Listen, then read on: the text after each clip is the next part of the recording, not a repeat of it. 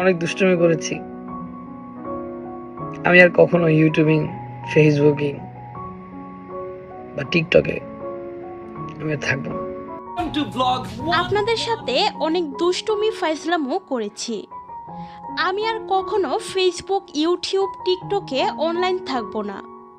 ঠিক এভাবেই লাইভে এসে চিরতরে অনলাইন থেকে অবসর নিয়ে নিলেন জনপ্রিয় ইউটিউবার তৌহিদউদ্দিন আফ্রিদি। সম্প্রতি গতকাল শেখ হাসিনা দেশ ছেড়ে যাওয়ার পর তৌহিদ আফ্রিদির বাসা ও টেলিভিশন চ্যানেল মাই টিভির উপর হামলা করেন দুর্বৃত্তরা। মাই টিভির অফিসে গিয়ে 34টি গাড়ি ভাঙচুর করে হামলাকারীরা। এমন ঘটনা নিয়ে আজ সকালে একটি ভিডিও বার্তা দেন আফ্রিদি।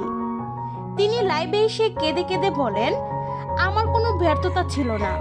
আমি আমার বাবা কখনোই মানুষের খারাপ চাইনি। আমাদের অফিসে যে আসছে কাউকে খালি হাতে ফিরিয়ে দেইনি। মেডিকেল কলেজে আগুন জ্বালাই দিছে। আমার অফিসে 800 মানুষের স্টাফ, শুধু মানুষের পা ধরতে বাকি ছিল যে টেলিভিশনটারে জ্বালান। তিনি আরো বলেন, আপনাদের সাথে অনেক দুষ্টুমি ফাইজলামও করেছি।